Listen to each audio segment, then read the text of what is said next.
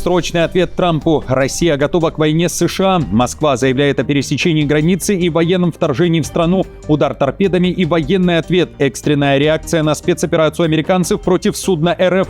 Российские моряки пойдут под суд. Вашингтон отвечает Москве: все, кто не подчинился приказам береговой охраны, подозреваемые и уйдут за решетку. МИД РФ озвучил официальное требование.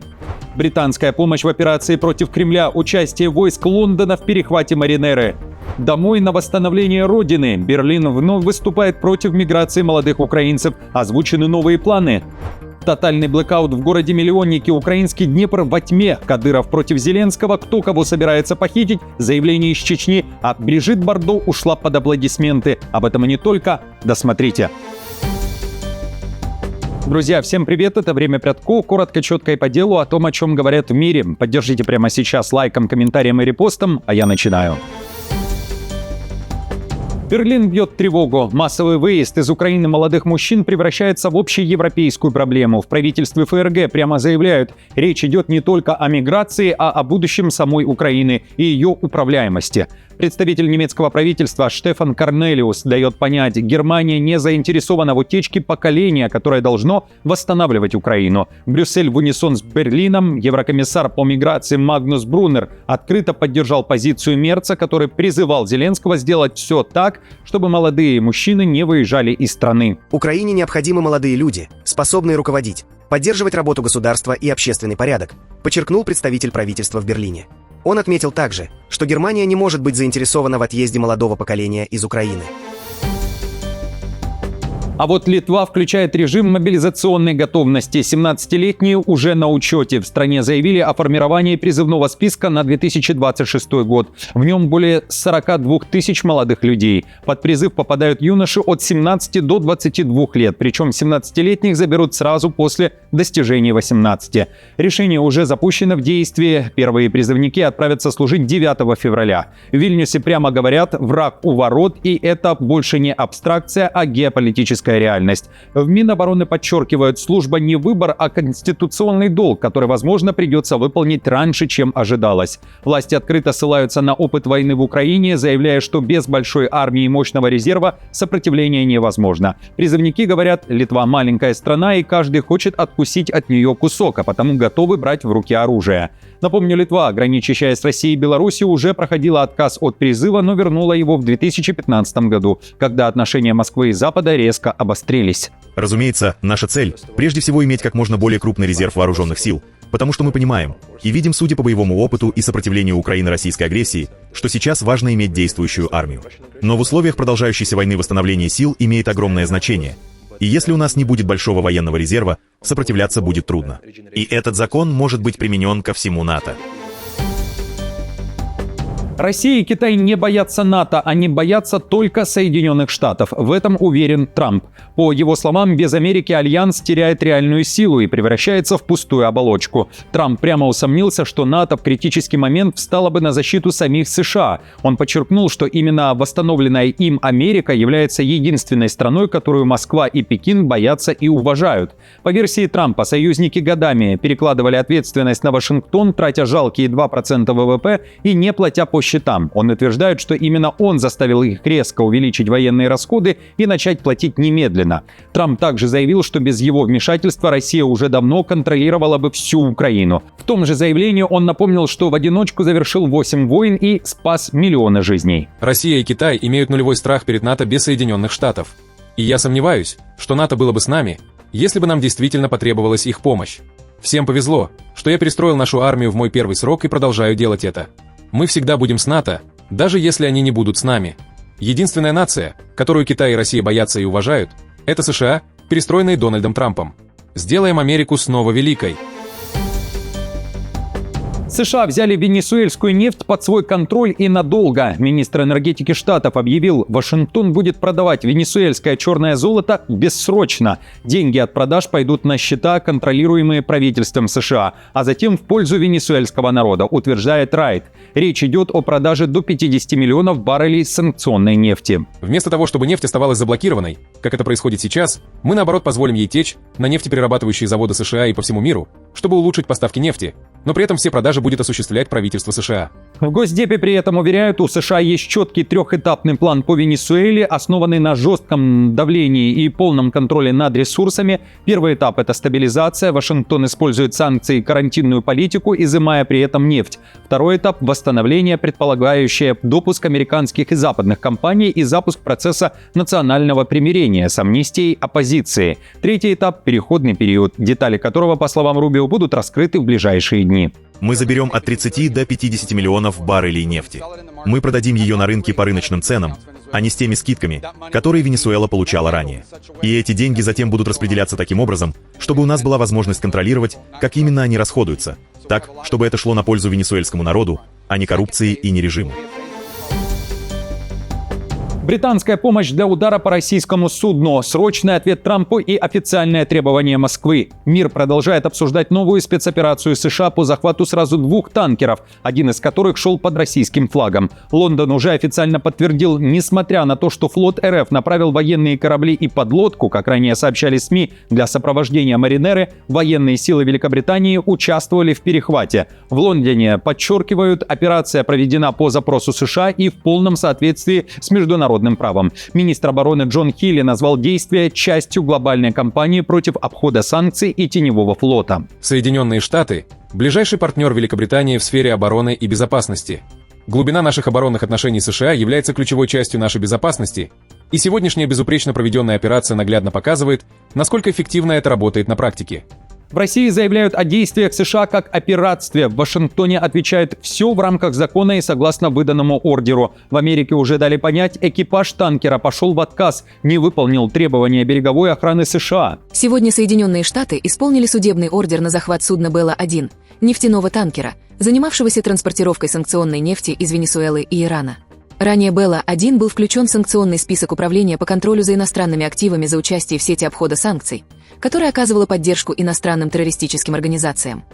Штаты заявляют, каждый человек, который находился на Маринере и не выполнил указания и требования Вашингтона, пойдет под американский суд. Российских моряков Америка собирается судить, говорится в заявлении генпрокурора США. Бонди также пишет, подобные операции продолжатся и Вашингтон выбирает цель. Москва отвечает, официальное требование ведомства Лаврова к Белому дому и Трампа – срочное обращение передать граждан России Москве и не нарушать их прав. С учетом поступающей информации о наличии среди экипажа российских граждан, требуем от американской стороны обеспечить гуманное и достойное обращение с ними, неукоснительно соблюдать их права и интересы, а также не препятствовать их скорейшему возвращению на родину.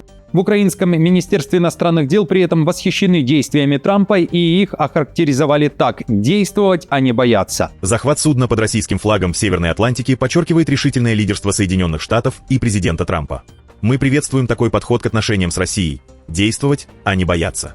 Это также имеет прямое отношение к мирному процессу и приближает достижение прочного мира. Действовать, а не бояться призывают Путина и внутри России. Ответный удар Кремля должен быть жестким. Удар по морскому флоту США торпедами и немедленно. Такое заявление сделал первый зампред Комитета Госдумы по обороне Алексей Журавлев. Он заявляет о вторжении в Россию и нападении. Журавлев уверяет, что действия Америки можно квалифицировать как пересечение российской границы и, далее цитата, «полноценное военное вторжение в Россию, а потому необходимо дать военный ответ». Атаковать торпедами. Потопить пару американских катеров береговой охраны. Нормально они охраняют свой берег в нескольких тысячах километров от него. Думаю, США, которые находятся в своеобразной эйфории безнаказанности после спецоперации в Венесуэле, остановить сейчас можно только таким вот щелчком по носу. Другие представители Госдумы также заявили о пиратстве 21 века и нарушении морского права и Конвенции ООН. Z-военкоры также ждут реакции Путина. События по взятию Маринеры называют публичным оскорбительным жестом в отношении Российской Федерации. Z-военкор КОЦ считает, что реакции МИД на данном этапе недостаточно. И гневным ответом МИД здесь не обойтись. Захват танкера не просто лишит нас крупнотоннажного судна. Последствия могут быть куда печальнее. Трамп, за ночь поставивший на колени 30-миллионную Венесуэлу, сейчас пребывает в эйфории. И на кураже пытается развить успех.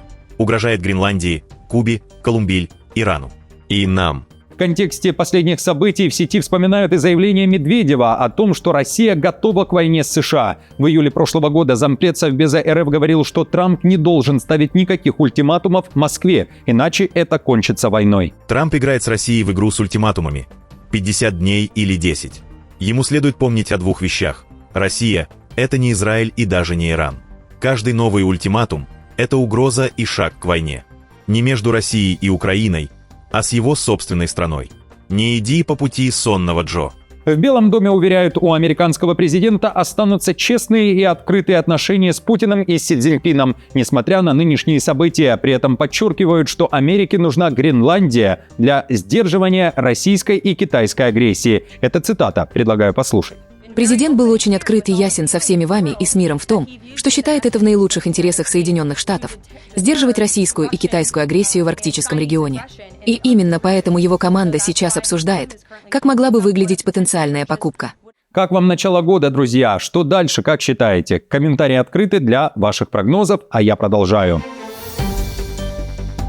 Силы спецназа США и ударная авиация стянута в Британию. В стране зафиксирована масштабная активность американских сил спецопераций. Бойцы тренируются на базах сразу после переброски тяжелой военной авиации. Об этом пишет Нью-Йорк Таймс. За несколько дней на британские аэродромы прибыли не менее 14 самолетов Globemaster и еще, предположительно, вертолеты спецназа Black Hawk. Американских военных заметили за отработкой эвакуации и десантирования с конвертопланов Osprey, что обычно предшествует реальным операциям. Все это происходит вскоре после захвата президента Венесуэлы Мадуро и на фоне жестких заявлений Трампа об ударах, аннексиях и применении силы. Базы в Британии фактически превращаются в передовой плацдарм США в Европе, откуда техника уже перебрасывается дальше, в Германию и другие регионы, говорится в материале. В Лондоне и Вашингтоне не стали раскрывать карты, какова цель переброски сил в Великобританию. Тотальный блэкаут в городе Миллионнике. Украинский Днепр погрузился во тьму. Вечером 7 января во многих районах исчезло электричество, вода, отопление, интернет и связь. На момент записи выпуска сообщалось об аварийных ситуациях на 2 ТЭЦ в Днепропетровской области. Были сообщения, что все ТЭЦ, находящиеся в области, остановлены, подстанции также отключены. При этом жители областного центра сообщают, что за несколько минут до объявления воздушной тревоги слышали мощный взрыв и видели вспышку голубого цвета. Аналогичные проблемы с электричеством и водой частично наблюдались и в соседней Запорожской области. Днепропетровская область. Внимание! На данный момент никаких прогнозов по восстановлению электроснабжения нет. Если у вас сейчас есть вода дома, сделайте запас. Особенно это касается Павлоградского и Синельниковского районов, так как предприятие ДЗД также обесточено. Напомню, буквально накануне в Днепропетровской области была объявлена срочная и принудительная эвакуация семей с детьми из 11 населенных пунктов Синельниковского района Днепропетровской области. Схватка Зеленского и Кадырова. В Киеве призвали США арестовать главу Чечни и сделать все так же быстро, как и с Мадуро. Призыв озвучил Зеленский для того, чтобы таким образом послать сигнал Путину. Пожалуйста, вот вам пример с Мадуро. Провели операцию. Результат все видели, весь мир. Быстро это сделали. Но пусть они сделают какую-то операцию с Кадыровым, с этим убийцей. Может, тогда Путин увидит это и задумается. Кадыров уже ответил Зеленскому, назвал его скоморохом и удивился, что тот не хочет захватить Кадырова сам, а обращается за помощью к Штатам. Зеля, хотя бы попытайся быть мужчиной. Не будь, не получится, но пытайся. Сохрани свое лицо и не унижайся. Будь в тебе капелька мужского, ты бы понял, как унизительно звучат твои слова и просьбы. И как явно они подтверждают твои попытки сорвать мирное урегулирование. Напомню тебе, Зеля, враг может войти в нашу республику, но выйти уже не получится. Рискнешь сам. Просроченный. Брижит Бардо ушла под аплодисменты. Французскую актрису проводили в последний путь в Сен-Тропе, городе, который стал для нее домом. Гроб актрисы вынесли из церкви под аплодисменты, кортеж прошел через порт, а сотни поклонников следили за церемонией с экранов на улицах. Прощание было простым и камерным. Семья отказалась от национальной церемонии, как предлагал Макрон. Люди несли цветы с надписями «Вечная любовь», писали слова благодарности и плакали, вспоминая икону французского кино. Поклонники называли ее символом свободы, смелости и честности. Женщина, которая говорила то, что думала, и защищала животных. После церемонии актрису похоронили в строгой приватности на кладбище у моря, рядом с домом, где она жила вместе с супругом. Ее могила быстро утонула в цветах, фотографиях и записках от поклонников. Напомню, Бардо умерла 28 декабря на 92-м году жизни из-за онкологического заболевания. Они все ближе и функциональнее. По роботу в каждый дом. На выставке в Лас-Вегасе гуманоидные роботы перестали быть концептами и начали делать реальную работу. От раздачи карт в блэкджеке до сбора заказов в магазинах. Робот компании Sharp стал звездой выставки благодаря своим умениям За игровым столом он самостоятельно тасовал и раздавал карты, анализируя ход игры и общался с игроками. Другие роботы также продемонстрировали свои навыки: сбор товара, упаковка и готовность работать в магазинах, на складах и в аптеках. Компании подчеркивают ключевой прорыв не внешний вид, а ловкость рук, принятие решений и искусственный интеллект, позволяющий взаимодействовать с людьми. Гуманоиды — это потрясающе. Это будет замечательно для мира. Это добавит огромную ценность. Но на какое-то время это создаст безработицу. При этом в глобальном масштабе это сильно увеличит занятость. Поверьте, в этом есть и хорошее, и плохое. Это немного пугает. Но в то же время это имеет большую ценность. Друзья, хотите ли себе такого помощника и согласны ли с тем, что скоро роботы наделают много проблем и лишат людей работы, а выиграет при этом лишь тот, кто будет уметь управлять машинами и отлично ладить с искусственным интеллектом? Спасибо всем за просмотр, хорошего вам дня, не забудьте поддержать мою работу лайком, подпиской и комментарием. До встречи уже завтра.